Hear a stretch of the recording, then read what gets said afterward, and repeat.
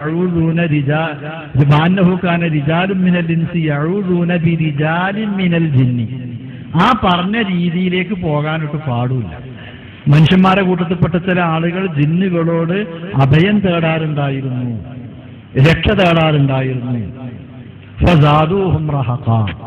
അത് ഖുർആൻ എടുത്ത് വിമർശിച്ച് പറഞ്ഞിട്ടുള്ള കാര്യമാണ്. അത് ചെയ്യാനും പാടില്ല. ഇത്ര വിശദീകരിച്ച് സക്കരിയ സലാഹിയോ ഹുസൈൻ സലഫിയോ അതുപോലെ തന്നെ ജബ്ബാർ മൗലവിയോ ഇസ്ലാം ആസിയോ പോലും പറഞ്ഞിട്ടില്ല. അത്ര വിശദീകരിച്ചുകൊണ്ടാണ് അബ്ദുറഹിമാൻ സലഫി കാര്യങ്ങൾ വിശദീകരിച്ചു കൊടുത്തത്. എന്തുകൊണ്ടാണ് ഒറ്റയ്ക്ക് വഈഫാണ് ചിന്തിക്കണ്ട പറയണ്ട എന്ന് പറഞ്ഞിട്ട് അത് തട്ടിവിടാതെ വിശദീകരിച്ചത്? ചിന്തിച്ചിട്ടുണ്ടോ നിങ്ങൾ? അപ്പൊ തൗഹീദ് അറിയുന്ന അത് വിശദീകരിക്കുന്ന ഒരാള് കൃത്യമായി ഇത്തരത്തിലുള്ള ശിർക്കിന്റെ വികലവാദങ്ങളെ മുനയൊടിക്കുമ്പോൾ, അതിലേക്ക് ഇവർ തെളിവാക്കി കൊണ്ടുവരുമ്പോൾ അതിന്റെ കാര്യങ്ങൾ വസ്തുനിഷ്ഠമായി പരാമർശിക്കേണ്ടി വരും.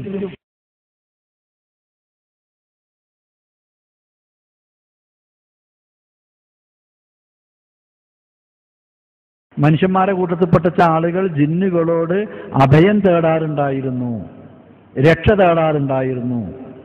ഫസാദൂഹും റഹഖാ. അത് ഖുർആൻ എടുത്ത് വിമർശിച്ച് പറഞ്ഞിട്ടുള്ള കാര്യമാണ്. അത് ചെയ്യാനും പാടില്ല. എന്നാൽ ഈ വിളിക്കുന്നത് ഇത് വല്ല ജിന്നും ഉണ്ടെങ്കിൽ ആ ജിന്ന് സഹായിക്കട്ടെ എന്നുള്ള നിലക്ക് ജിന്നിനോടാണ്.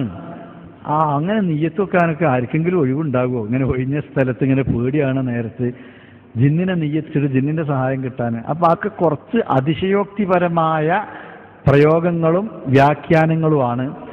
ആ വിഷയത്തിൽ തന്നെ വന്ന ചില സ്ഖലിതങ്ങൾ ലേഖനത്തിൽ വന്നത് ആ ലേഖകൻ തന്നെ എഴുതിയ പ്രസിദ്ധീകരണത്തിൽ പിന്നീട് തിരുത്തിയിട്ടുമുണ്ട്.